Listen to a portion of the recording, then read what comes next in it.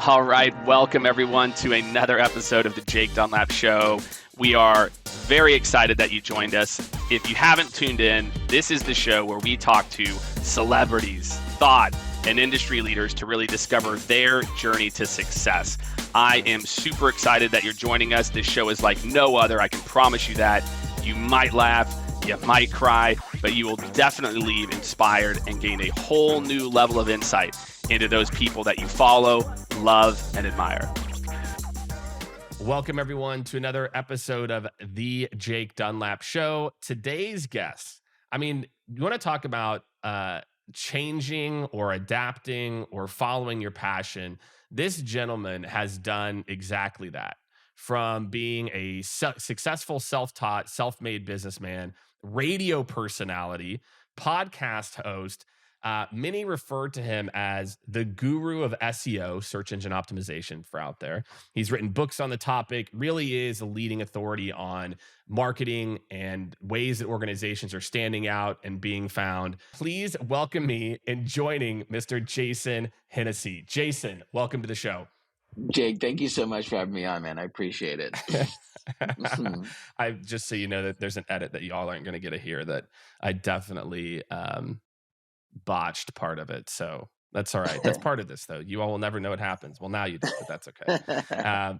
So definitely looking forward to this, man. Like, your background is really, I think, a really interesting one that a lot of people, I think, will be able to hear, listen, learn from.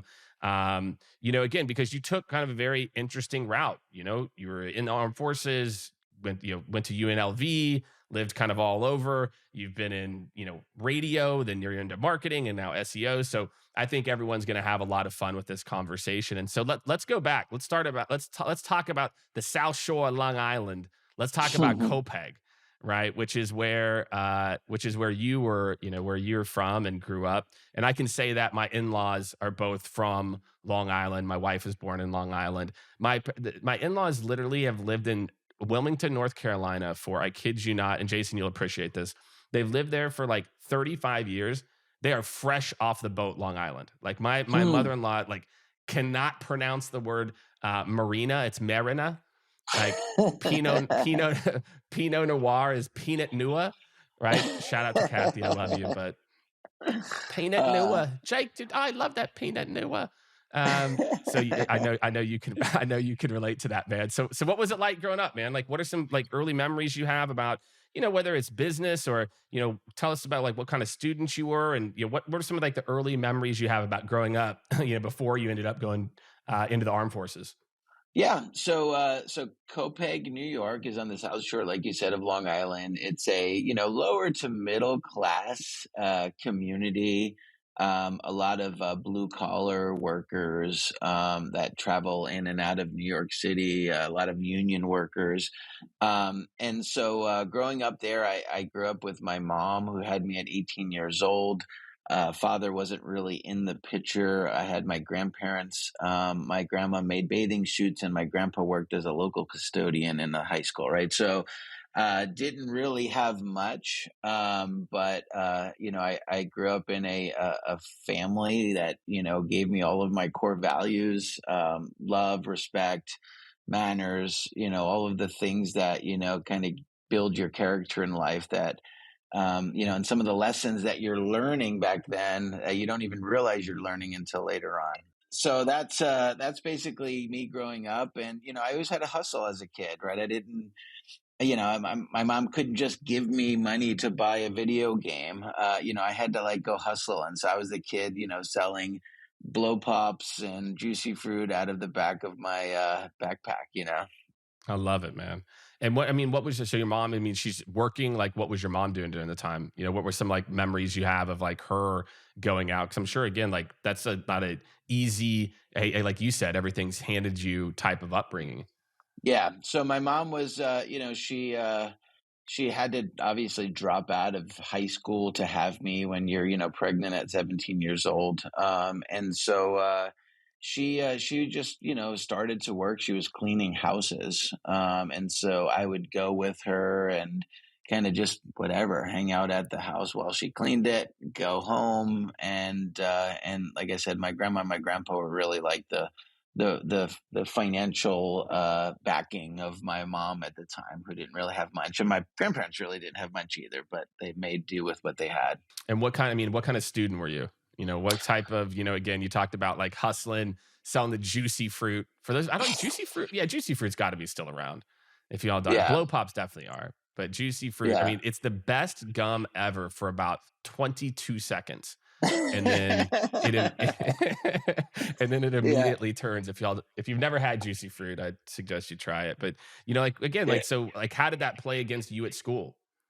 So in school, there was a lot of distractions. I was kind of like a kid with ADHD, but not so much that I would get calls from my mom, to my mom saying, "Hey, your kid's like uncontrollable," like so. I was never really like medicated per se, but my mind would race. They'd be teaching a lecture, and I'd be thinking about anything else but the lecture. And so when you kind of have that, it's hard to be a really good student, right? In fact, I Yeah. just created a t-shirt that says ADHD is my superpower, right? And so it really is. It's an entrepreneurial superpower, but you don't know it back then because they're trying to kind of fit you in to be a good student and to sit here and to listen and to study and to take tests. And and I just kind of knew that I had this entrepreneurial DNA in me. I would go to like the pizza place that was right by our school, maybe being like middle school or something, like 12 years old, and I'd be sitting in there thinking, "Man, this is such a good location. He's right next to the school. Everybody that comes in here pays like $6. There's 12 people online right now." Like I was kind of doing those kind of Yeah. calculations at 12 years old, right? So That's wild, man. Yeah, and then so what made you again like why like what was the reasoning behind the going into the armed forces? Talk a little bit about that. yeah, so I was certainly not getting into any Ivy League colleges, and I didn't have a lot of money, so I wasn't getting any kind of academic scholarships. So the route that I took was to join the U.S. Air Force. I scored high on my ASVAB test, which is the test that you need ASVAB, to I take. remember that. Yeah. Yeah. And so I could select any of the armed services that I wanted to get into. And so I decided to go Air Force. Yeah, that was going to help pay for college, through that GI Bill. And so I went to Texas, did my boot camp. From there, I got sent over to Vegas. And I spent the next 4 years working in Vegas, which is cool because it was the home of the Thunderbirds, which is kind of like the Blue Angels of the Air Yeah, Force. yeah. And so, mhm. How'd you pick the Air Force? um, it's they call it the chair force, and I wanted to, I was joining the military, not so much to kind of be at combat and to kind of fire weapons and stuff. I was kind of really joining the military for for my education. And when I joined the Air Force, I was a really good wrestler and I was in great shape. I ended up making special forces in the Air Force, and it was like a real honor because not just anybody makes special forces. And the lady ended up calling from the Air Force my mom and said, "You've got a real like Rambo on your hands. This kid is good. He joined the special forces. It could like open up so many doors for him. He could probably work for the Secret Service someday." And then I told my mom, I'm like, "I don't think I'm going to do it." Like, I'm like, "What do you do?" "Well, you basically go up in an airplane and then you jump out of the airplane and you line up lasers so that when the F-16s fly over, they know where to shoot." I'm just like, I don't want to do that. Like, I just want to go and get my degree. And I was very money motivated, right? And you really can't. That's the only reason why I did 4 years in the military is because when you're money motivated, you can't just be like a four-star general. You can't just kind of like excel quickly Right. by kind of doing the hard work. You have to pay your dues with time. And so I ended up getting out of the military just because I didn't want to work off of a fixed income for 20 years. It just Yeah. I wasn't mean, for and me. this It's a life, but it just wasn't for me. yeah, I get it, man. I get it. It's not Hmm. for everyone. I mean, and again, you put in the work and you put in the time for the right reasons. But I think the interesting part for everyone out there is like you were also like getting involved in entertainment at the same time. You Hmm. were starting again from your Air Force, room. you're starting your own, DJ's entertainment, D.J's, by the way, for everybody. You're starting to do some of the radio stuff. So, when you get out, you go to UNLV, right? You finish up Mhm, your education there. And then, mhm, talk about like why entertainment? Like, what was it about that? I mean, obviously you're there, you're in Vegas, you're in the mix. It's so interesting. There's a guy, I don't know if you know him. He's a UNLV. His name's Henry Schuck. He's actually the CEO of Zoom Info. I don't know if you know Henry or not. mm. Um, but you should, because Henry was also UNLV. He ended up becoming the class president at UNLV. And he was doing a lot of this stuff too. I think it's like if you're in UNLV, you're like around the entertainment. He did like a mobile DJ business and now is a CEO just like you. So another Wow. alum that I should connect you guys with. He's a cool guy. For So how'd sure. you get into this? How'd you get into this? It's like I guess when you're in Vegas, you're going to school, and I mean, you were doing it for a long time. You were doing the on air stuff for 8+ years. Mhm. How did you get into it? What was it that kind of attracted you to kind of start your own thing and still be working on the side? Yeah, so that all started. I mean, the DJ stuff started when I was like 15 years old. I was getting paid as a kid to go out and DJ Sweet 16s, and so I had the experience. I started to build up like a music collection, and so when I got shipped to the Air Force and I ended up being stationed in Las Vegas, I shipped all my DJ equipment there, and I would just kind of practice and stuff. And then I'm like, well, why don't I try to make some extra money on the weekends as being a DJ. And so I took out an ad in the Yellow Pages. This is a funny story because I think people will appreciate it. So I was making like, I don't know, maybe like $700 a month as being like in the Air Force, right? Like two stripes. And so I'm like, I got an idea. I'm going to become a DJ and I'll go DJ weddings on the side on the weekends. So why don't I, try to get an ad in the Yellow Pages? This is when people like still looked at the Yellow Pages. So Yeah, I yeah. met with the sales guy from the Yellow Pages, and we sat down. He's like, "Okay, we'll get you a business card ad." And it's going to be $370. And I'm like, okay, great. And I just kind of signed the contract, and so the first month that's fine, and then bam, the second month comes and they subtract that $370 from my bank account. I'm like, what the heck? I'm like, you guys already took the money out. He's like, no, no, that's like a monthly charge, right? Oh I'm no. like, are you kidding me? I'm like, I can't afford this, right? I'm only making $700. That's like half the money I make from the military. And he's like, "Oh, well, you signed the contract. There's not much I can do." Blah blah blah. And so it turned out that that was one of the best mistakes that I ever made, right? And I probably wouldn't have made that risk if I would have known.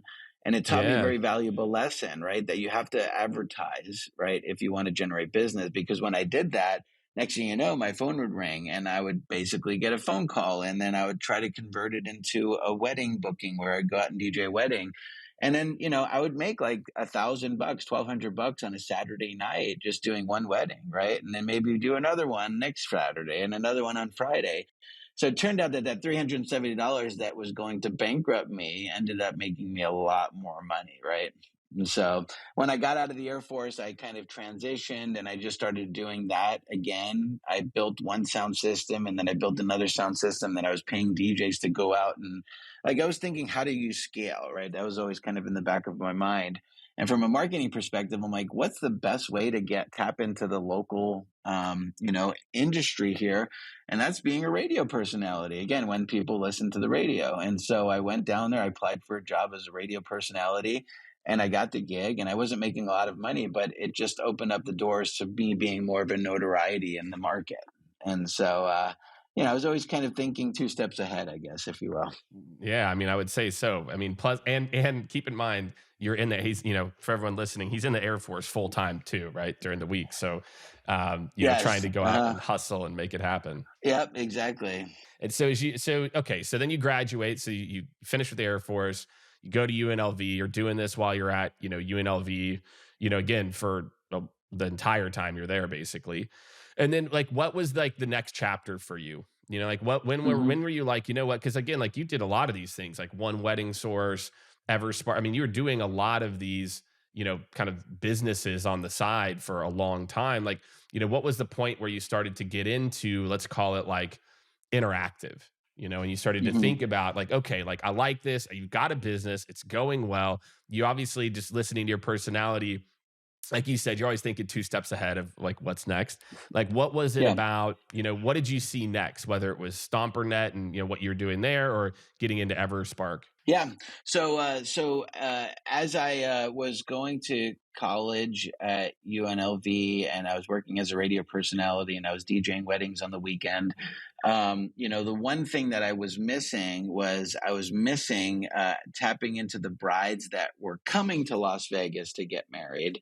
So like people from Chicago, where they have destination weddings. And so I had this idea. I'm like, why don't I create a website where, brides can come plan their wedding in Las Vegas? And so I registered the domain vegasweddingmall.com. I hired a developer for like $5,000 to develop the website. What year is this for After everyone? Like, what year is this is Vegas Wedding Mall? two, 2001. Yep. Wow. And this is early, man. Yeah, so I developed the website, and 2 months, 3 months later, I call up Stalin, who was the guy that developed it. I'm like, hey, Stalin, like, the site looks amazing, but nobody's coming to it. Like, it doesn't get any traffic. Is it broken? And he's like, oh, no, no, I just know how to develop the website. Getting people to the website, that's a whole different thing. He goes, I think it's called like SEO or something. And I'm This is like, 2001. Is that right? This is yes, yeah, 2001. So, 2001. so what are you Yeah. like? What's that like? Netscape? Is that like, like is that There Netscape? was Yahoo. AOL? There was Yahoo. AOL was back then. AOL, right, where you had to connect to the internet. And then Google.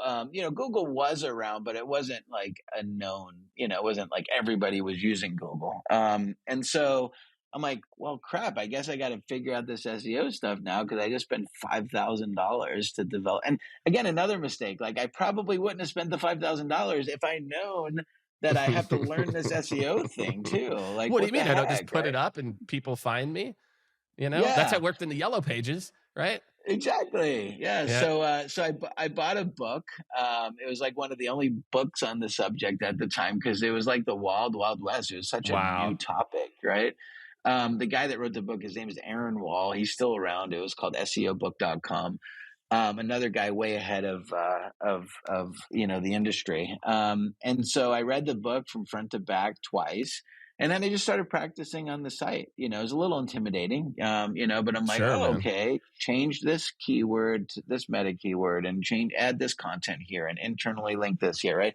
And so eventually, I just started practicing, and I started to get good at it, right? And the next thing you know, like that site, Vegas Wedding Mall, was ranking for Las Vegas wedding DJ and Las Vegas wedding photographer and Las Vegas wedding, videographer, things like that.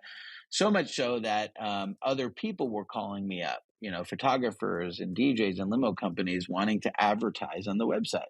And I'm like, Yeah. oh, you want to advertise on this website? Okay, cool. I only built it so I can get the DJ business, but sure, give me like $100 a month.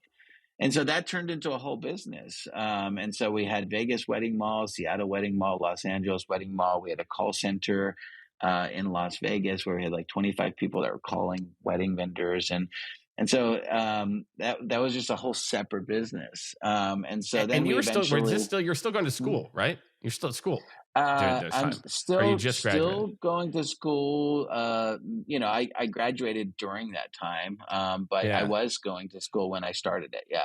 Hmm. Where does this drive come from, man? Like where before we like you keep going forward, like where do you think this drive comes from? I mean, did you at your hand, like you're doing all the the average person I think would hear this and be like, either, one, I think, and maybe it's like the beautiful part about being young and not knowing better at times, right? Too. But obviously as you've continued in your career, you've continued to find these like new things and new things that are extensions of what you've done.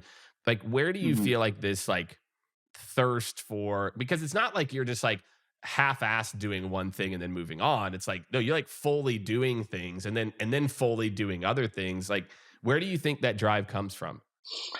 Well, certainly my upbringing, right? I mean, when you don't have much and you kind of got to round together, like a couple dollars or, $40 to buy a video game, you always want more, right? Because you never had it.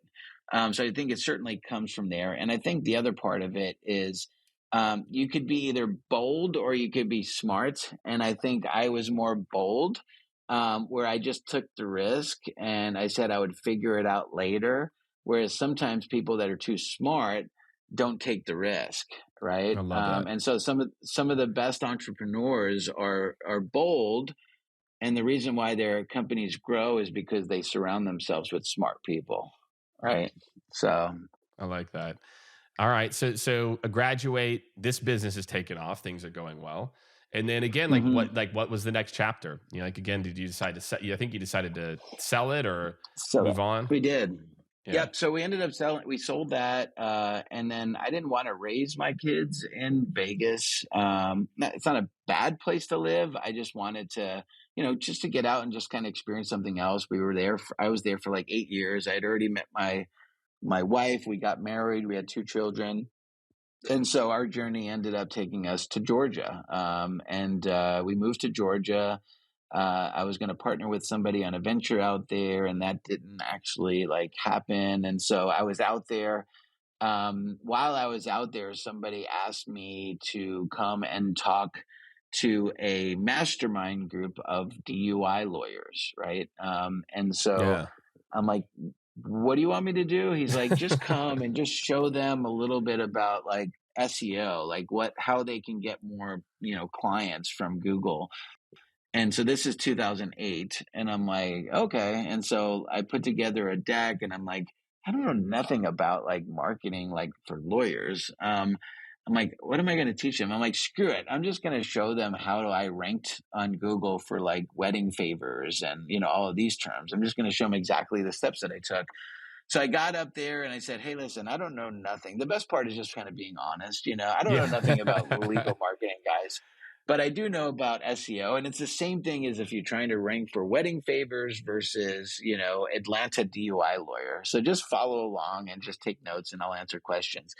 And so I basically just gave a 45-minute presentation of exactly the steps that I took to rank on Google for the word wedding favors and, how I was making a lot of money just drop shipping products. And so by the end Drop of shipping that, in 2000 and what? 2008? yes, yep. Man, So, you're just ahead of it. Ahead of the time. at the end of my presentation, about 7 lawyers came up to me and said, that was just so awesome. Like the way in which you break things down and explain it was just so good. I'm paying an SEO person $7,000 a month and they're not doing any of this stuff for me. And then another guy's like, I'm paying an SEO guy like $5,000 a month. They're like, do you do this as like consulting or what? I'm like, not really, but Yes. give me your card. And so I ended up leaving there with about 6 new clients and about $40,000 of reoccurring revenue, Holy right? Just from shit, one man. presentation. And so I'm like, whoa, now I'm onto something here. And so, and then I started to get to work and I started to hire a couple people and we built an agency called Evanspark Interactive. And we started to focus in legal, right? Just because we had the case studies and we had, people were recommending us to their other, it was a mastermind group. So they're like, oh my God, we're killing it. You got to speak with Jason. And so, fast forward, I ended up selling that business. And then, I sold that business in 2015 to my partner. My son wanted to become an actor. He was watching The Okay. Walking Dead at the time. He was like 11 years old. He's like, I want to be on TV. I'm like, I want to be an astronaut, right? And he, uh, so anyway, we said let's take the journey. We just sold the business, and so we ended up moving out to LA. And here we are. And my son pursued the acting thing, and his mother, my wife, was taking him to Sony Pictures and Paramount Pictures and Nickelodeon Studios. It's a really cool thing, and he was doing all kinds of commercials and TV shows and things. And then I just got bored. I was playing tennis every day and I'm like, I should do this again. And so I created another agency and it's called Hennessey Digital. And that agency has just been growing, growing, growing. We've got 160 full-time employees, 4 years consecutively on the fastest growing businesses by Inc. magazine. And then this is my latest thing is I've got a studio now. So I'm in my studio here. This is where I film my podcast. yeah. And so this is just another business venture, is, getting more into the entertainment, the creative side of Getting entertainment. back to it, Getting back there, it is. Yep, getting back to exactly. it, man. It's tough to get away. And yeah, I mean, and we'll link to the show for everyone who can check it out as well too. So let's Hmm. talk maybe a little bit about, again, like, for you, it seems like it's been, I don't know if it's easy, but it's, you kind of see this opening, like you said, you're able to be bold and just, Hmm. kind of be like, all right, I think like I get like the inkling. I mean, obviously it doesn't hurt that last, to start Everspark. You're like, oh, I've got $35,000 a month of, monthly reoccurring revenue to kind of kick it off.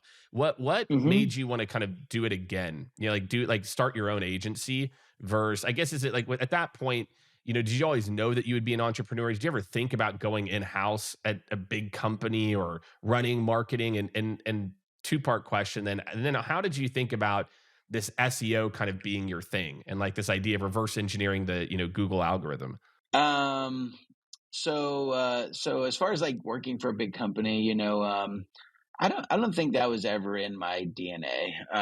Like when I was like in college and I'm like in, accounting classes, like I sucked at accounting. I'm like, I would try to like cheat on, just to be able to pass the class, right? You know what I mean? Like I always knew that I wasn't going to do my own accounting, like I was just going to hire an accountant. I was going to hire somebody that's what they love. That's what they're passionate about. They like to crunch numbers all day. That just wasn't me, right? I was just more, visionary, marketer, with some level of execution, and so, that's just it. I had the drive. So again, working for a big company certainly was never really in my cards, I don't think. As far as like, why SEO, why reverse engineering the Google algorithm, I think that's just how my mind works. I'm very competitive, and I like to look at patterns, and I like to, figure out, it's funny because like in SEO, it's like when you actually rank number one on Google, you stare at it and you're like, well, why am I ranking number one on Google? Like, why? You know what I mean? But when you rank on page 10 of Google, it's the same thing. You just stare at Right, it and right. say, why do I rank on page 10 of Google? Why? Right. So you're constantly questioning it. But the beautiful thing is when you're doing it for so long, like SEO is not, I don't think it is. It's not taught in college. I mean, there might be some basic classes, but Google's not just giving out their algorithm to Right. universities and textbooks. You know what I mean? You only can do it by practicing it. And, because I've been practicing it for, 20 years now, 12 to 15 years just doing it in the legal vertical, it has given me a competitive advantage because all of the lessons that I learned and all the failures that I made by practicing and practicing and practicing only benefit the new clients that we work with today, right? Yeah. And that's my competitive advantage. And what do you, I mean, do you stay, I mean, again, how do you stay up to speed? I think a lot of people, they get to a certain level, how do you continue to stay in front of it? Because, right, this is one of those, especially now, I've got to imagine it wasn't, quite evolving as quickly, you know, Mhm. 15, 20 years ago. But now I got to imagine, how do you as a CEO stay in the front of it, to make sure that you're staying Mhm. relevant as a part of it? Yeah. So for me, it's always a passion, right? It'll always be a passion. I think if I'm staying current on SEO, it's probably at this point of my life, staying like real current at the forefront of it, then I'm probably not, living the right life. Like I need to put people in place now that's their job, right? Your job, you're the VP of SEO, you're the senior director of SEO. You guys need to do that, right? I have a site called iloveseo.com where we publish news and articles about SEO, right? I own the site, but I don't write the content, right? I've got people that are more passionate about it now to write the content about it. Where I am in my life is, just kind of, growing the business, acting as a CEO, looking at possibly acquisitions and recruiting and talent. And, now I'm starting to get into coaching other agency owners that want to get to eight figures. So I'm, taking on maybe like 10 clients where I'm going to start to coach them. to kind Of of course you to are. achieve their Of course you success. are. Of course, of course. It's So like, you're branching out. What do you think? I mean, for a lot of people out there that are listening, they might have like an area of expertise like you've had. You've always kind of had this entrepreneurial, been kind of your own CEO. Maybe they've been working mm, at a company and they've got an expertise. What's been one of the, I would say, bigger learnings for you?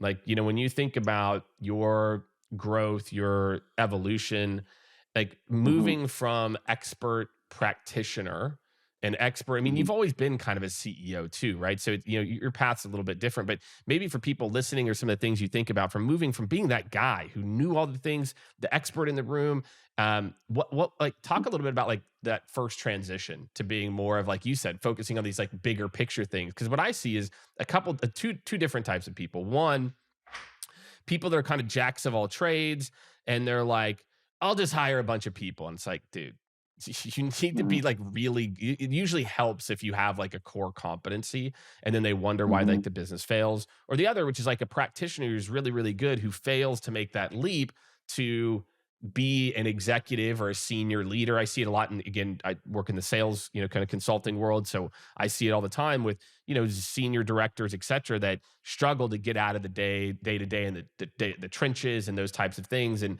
what are some things that or struggles that you went through to make that next step up, to really Yeah. being a leader? Yeah, it's an evolution because I think, and I think this is the reason, why most small businesses fail, right? Because they say like I think more than 50% of small businesses that get started fail within like the first 3 years, right? And I think it's because like you start off like as a passion. It's like the reason why you get into Yeah. business is like you love something, you like to do it, you're making money, right? But then, you're actually now getting into the world of business, right? And only in order to scale, like you can't do it all yourself. You have to kind of hire the right people. And when you're just getting started out, you don't have the resources to hire the right people, right? So instead, Yeah. you're hiring the people that you can afford to hire. And now you're spending most of your time trying to train them, right? And so you usually make a lot of mistakes at that point of your career. It's like, and then next thing you know, you're like, okay, great, we've got a team of 5. You're the VP of sales, and you're the VP of, and these are kids that are right out of college that you're calling VPs just because of it's a title, right? And you want to sound Right. bigger than you really are. And they're not VPs. They're not trained to be Yeah, of VPs. They've course. never run a business before, right? But, and so, you're making a lot of those mistakes, and then you have to kind of like back out of those mistakes. Yeah. And for me, I think the pivotal moment for me was in 2008. With this business, I was growing my agency, and it was great. And I was making like 60% margins. But I was working really hard. I was managing HR, I was managing payroll, I was doing the strategy, I was the account manager, I was the sales guy, right? We had a team of maybe like 12 people at the time. It wasn't a big team, but I was still doing Yeah. a lot of the roles. And at the end of the year, and this is after I would go to Hawaii and enjoy vacation with my wife, but I'll be like, hey, honey, I'll be right back. I got to go to the room and take a call. It's only going to be about an hour, and I'll come back down, right? Like it was not the best quality of life, right? I was working 12-hour days, even on vacation. And so, at the end of the year, I had to write a large check to the government. And I'm like, why the heck did I work so hard? 60% margins is bullshit. Like, it doesn't matter if you're going to have to write all this money back and give it to the government. So I'm like, screw this. I'm not doing this anymore. I'm just going to go hire like a good, real leadership team. And so I brought in a COO and a president who's the same person. His name's Scott. He's an MIT grad with a Kellogg MBA, and he just brought another company to acquisition. He then recruited his CFO from the same company. We then got their old CTO. And next thing you know, like I've got 22 like senior directors, right? I just kind of kept reinvesting in that, so much so that my margins came all the way down to like 6%. It was very uncomfortable. But I needed it. And so, but now because we've got so many smart people in place that are, so much better at the roles than I would ever be, they're coming in, they're creating systems and processes, they're recruiting people, they're training people, our clients are happy. And now like our margins are growing again, and the business is really growing without me, really. And so that's basically the big lesson there is hire the right people when you can afford to hire the right people. Yeah, and what do you do in those situations where you know you've got the wrong person, right? So again, like you said, you're promoting that junior person to VP, and I'm sure for you, you're like you want them to make it. Like Mhm. how did you handle those situations? Because I think that that's the other thing I see when people are scaling their business is that we put people in the wrong roles and then we fail to make the tough decisions. So what you should do is you should do this with everybody in your company, right? You create like a quadrant, right? So you've got four quadrants, right? As far as the y-axis, let's just call that performance, right? As far as the x-axis, let's call that are they a cultural fit, right? So you got four quadrants. Anybody in the top left, right? Those are your brilliant jerks, right? Those are the people that are so smart, but nobody likes working with them. They're Yeah, assholes, right? You need to fire those people. Like as much as you want to keep them on because they're so smart, but they're just culturally not a good fit, you need to fire those people. Anybody in the bottom left hand side, right? Those are the people that are not a cultural fit and not high performers. Those people you have to fire as well, right?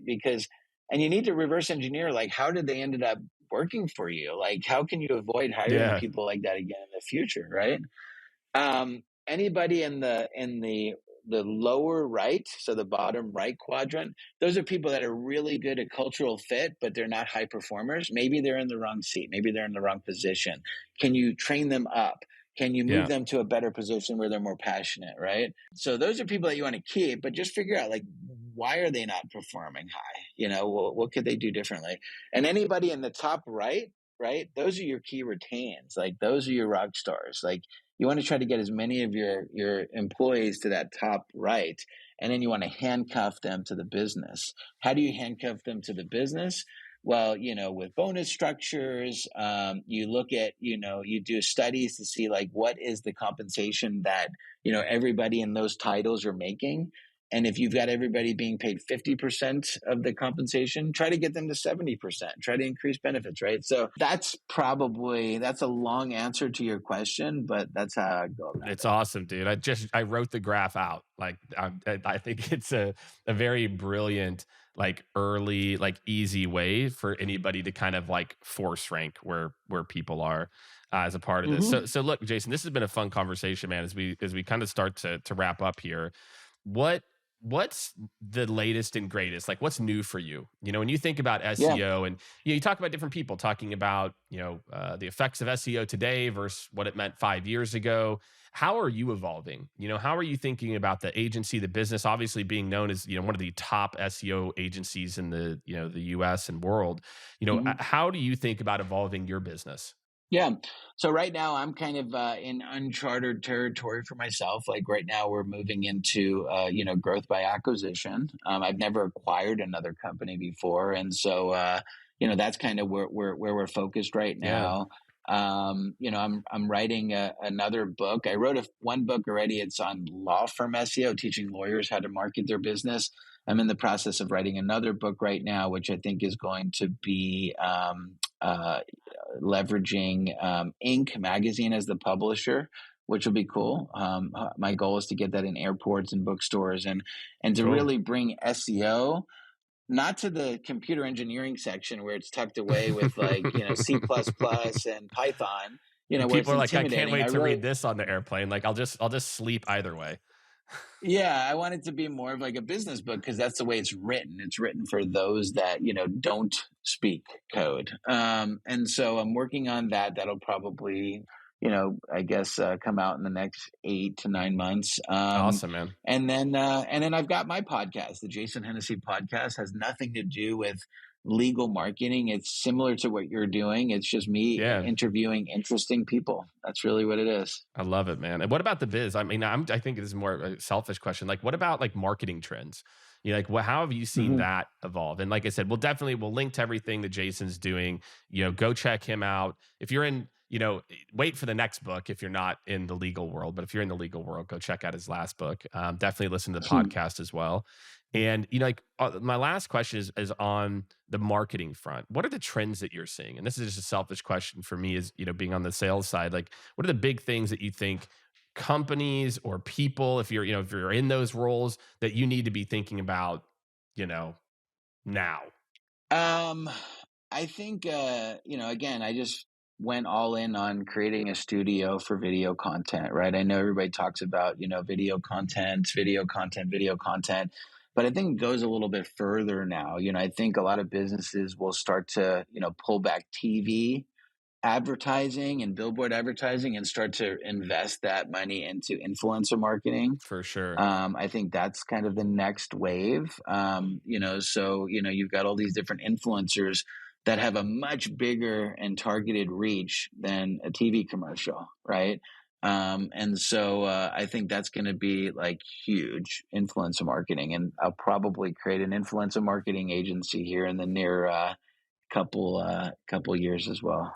Of course you will, man. Of course, that's got to be the next. And I think and I'm on the B2B side, and I got to tell you, it's even coming over here. We're working on a campaign right now on the B2B side on LinkedIn, right? Which is like, what, LinkedIn B2B influencer? Like, yep. There's these people out there that have LinkedIn. Kind of feels like that place of like, no, you couldn't do that. It's like, yeah, that's what's happening, man. Like that's sure. That's what's happening right now, even on LinkedIn. That's another thing. That's another thing. You just brought it like, so like what I do is I create like little bite-sized pieces of content for LinkedIn where it's like maybe like a minute and a half, 2 minutes, and I drop one like every day. And it's just kind of like, content so that, you're first to mind, right? So like you have so many people in your network that you don't really associate with, that you've connected with. But by just dropping a piece of video content every day about like something that's going to give value back to somebody else in a business perspective. So that's really powerful, really powerful. I agree, man. And it's so easy for people to do too. It's just I think it's that idea of just giving value. And it's like, it's like there's a cumulative effect that happens that I think, we're always looking for the call to action or direct report and results. And obviously come from the SEO world, that it's not every exact action has an exact outcome. It's the cumulative. So I think that's true for a lot of things in life too. Like you said, that random yellow page ad or the other investments that you made where you're like, oh wait, I've got to spend $5,000 and this, and I think sometimes, like you said, being bold and being smart can be, either at each other's throats or can work together if you can find the right people around you. So I think this is a fantastic, conversation, Jason. Really appreciate you joining me on the show, man. It was a lot of fun. Thank you, Jake. I appreciate you having me.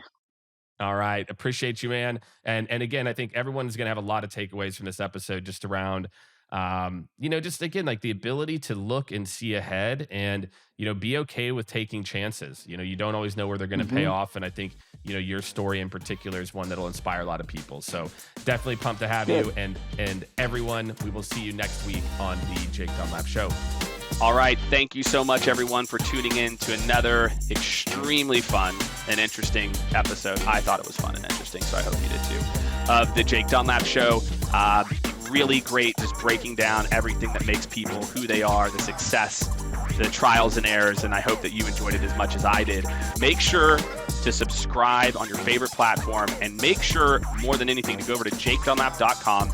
That's where you're going to stay up to date on all the latest guests, additional details, prep notes. We're going to be sharing everything on jakedunlap.com. So go ahead, go over there. You can subscribe there as well too, and we will see you next week on the Jake Dunlap Show.